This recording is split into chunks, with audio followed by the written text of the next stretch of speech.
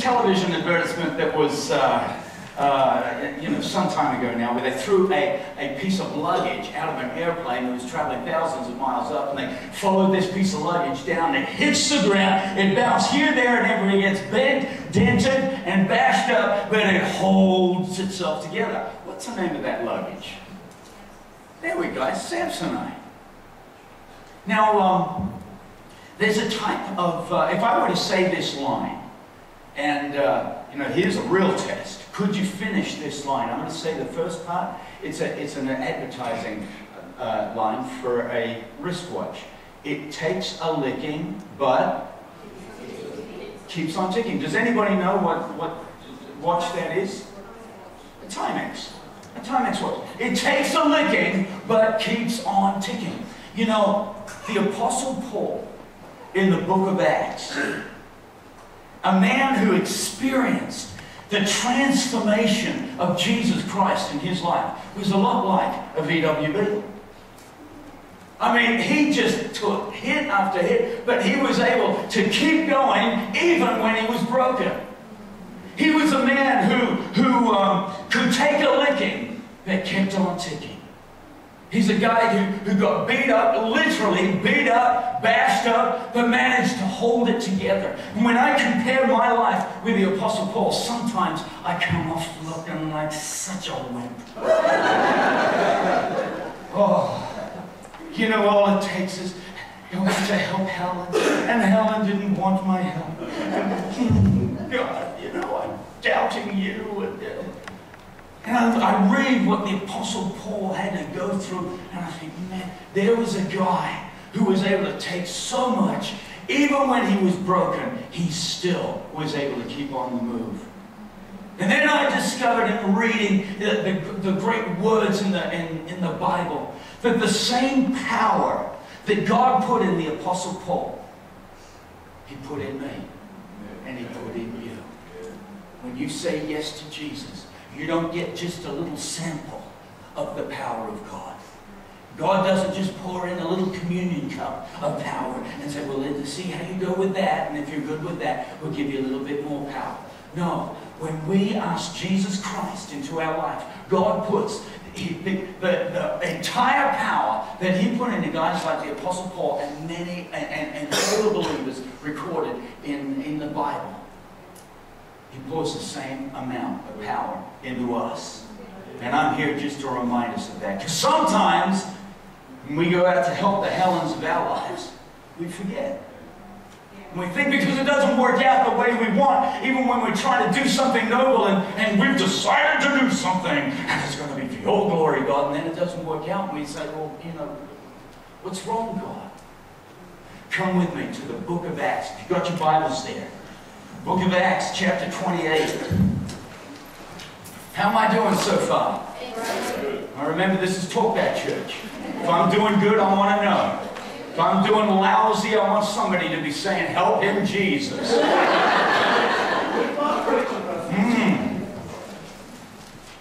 I asked Gordon tonight, I said, Gordon, how long do you want me to speak? He said, oh, about 30 minutes, but you can go an hour. We just won't like it.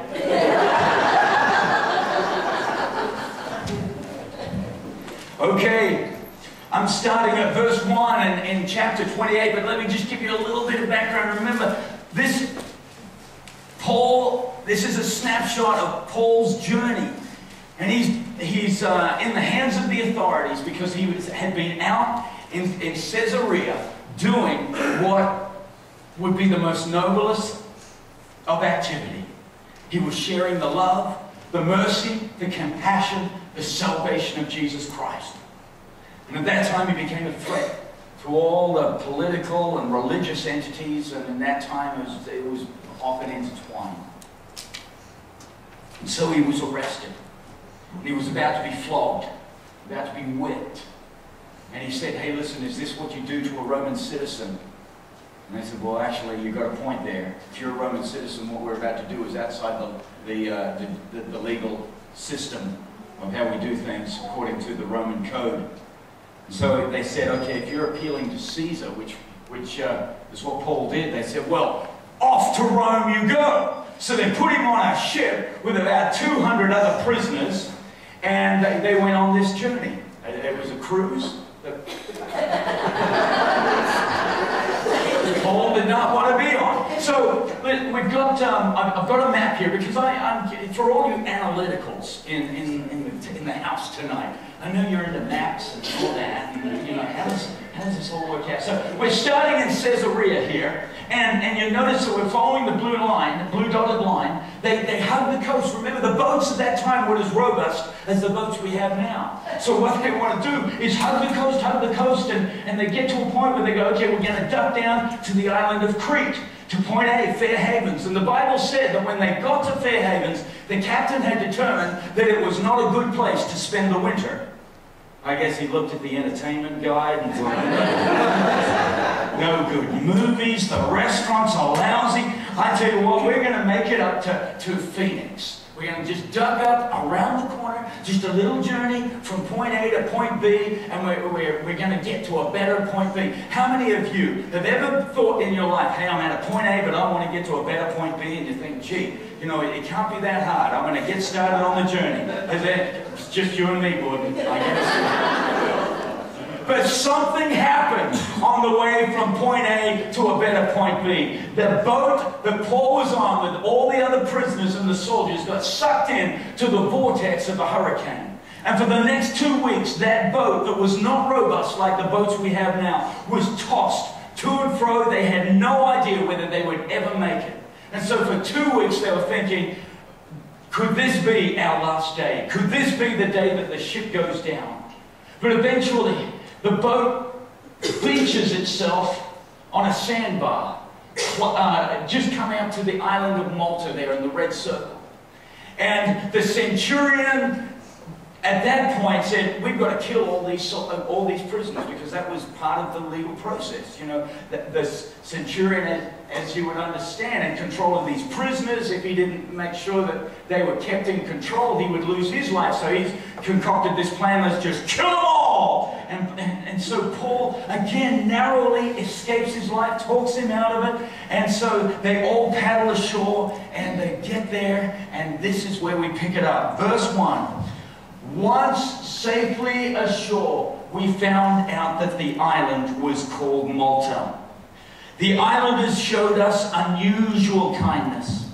They built a fire and welcomed us because it was raining and cold. Everybody say raining and cold. Raining and cold. Paul gathered a pile of brushwood, and as he put it on the fire, a viper, driven out by the heat, fastened itself on his hand. When the islanders saw the snake hanging from his hand, they said to each other, this man must be a murderer. For though he has escaped from the sea, justice has not allowed him to live. But Paul shook the snake off into the fire and suffered no ill effects. The people expected him to swell up or suddenly fall dead, but after waiting a long time and seeing nothing unusual happen to him, they changed their minds and said he was a god. There was an estate nearby that belonged to Publius, the chief official of the island. He welcomed us to his home and for 3 days entertained us hospitably. His father was sick in bed, suffering from fever and dysentery. Paul went to see him, and after prayer placed his hand on him and healed him. When this had happened, the rest of the sick on the island came and were cured.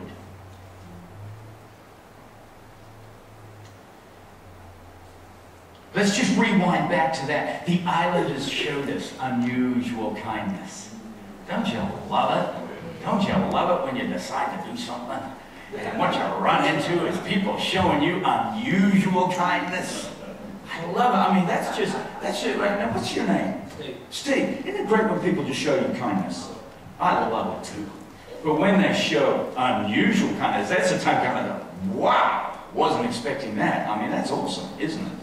I love it. I love it. Now, Gordon and Lorraine, I come into this church and I'm feeling unusual kindness in the house. I really am. But you know, I got to tell you something. There was a time when I was dependent upon the kindness of the crowd in order for me to be able to, feel comfortable to minister. And God delivered me from the need of a crowd. Because God knows if we base our ministry upon the kindness of the people we're trying to minister to, that we're doomed. We are doomed. Because in this situation, just this little situation, the islanders go from showing unusual kindness to Paul has a mishap with a viper, and it says here that they reeled back and they said to each other, "This man must be a murderer. For though he has escaped from the sea, justice has not allowed him to live." So they go from, showing unusual kindness to calling him names. Loser! And then it says here that the Apostle Paul shook the snake off into the fire and suffered no ill effects. The people expected him to swell up or suddenly fall dead. Did you imagine? Watch this. Man, this guy's going to blow up like a blowfish, and he's going to explode. He's going to be a mess. He's going to be highly entertaining. Just watch. The people expected him to swell up as only Paul ever did, but after waiting a long time and seeing nothing unusual happen to him, they changed their minds and said he was a god. Let me tell you, it's great to have the crowd with you. But you better not trust in the crowd. Because they'll be with you one moment, they'll be calling you names the next.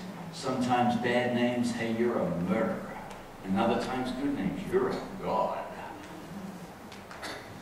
I appreciate the benefit. I tell you, I love the fact that we got a full house tonight. Because I'm telling you, if you ever hear me speaking in an empty room, I stink. I think there's energy when you've got people. But ultimately, all I care is Jesus in the house. Is His Spirit in the air. And that's all that matters. Whether it be 1, 2 people or packed like we got tonight. The real point that I want to concentrate on tonight is the experience of Paul standing at the fire's edge. I mean, could you just put yourself in his shoes for just a moment? He's been on this prisoner ship for 2 weeks, being tossed to and fro. The clothes would have been damp. The place would have been wretched, stinking of sickness and just the lack of sanitation. They finally swam to shore. The Bible says it was raining and cold, but the islanders had prepared a fire. Do you know where I would be at that point in the journey, folks? I would be in the front row saying, "God, thank you for this fire. This is my time now. I deserve this for all that I've been put through. I'm just going to take my rightful position in this fire and just get my bones warmed up." But not Paul. You see, when Paul encountered the living Christ, God put something in him to want to be a solution in any given situation. I'm committed to doing something with my life because God has put in my heart a mission to be a solution to the dilemma of the lostness of man. And in any given situation, I try to be a solution. Even at 3 o'clock in the morning, but sometimes I experience success, but a lot of times I experience failure. And in this situation, Paul experienced some failure. In the effort to be a solution, he could see that the fire was dying down. What can I do? I'll go and get some brushwood, and I will help refuel this fire. Not for my benefit, for benefit of all my, the people that are there. It's still cold and wet. And so he's off being part of the solution. He gathers up some brushwood. He throws it on the fire. And as he did, a snake that was intertwined in the brushwood decided he did not want to be baked at that point. And he slithers his way out of the brushwood, latches onto the nearest thing, which happened to be Paul's hand. And could you imagine for a moment, there is Paul with the crowd going, "Oh my goodness, this guy must be a loser." There is Paul standing there with a snake hanging from his hand. Ladies and gentlemen, what would you be thinking?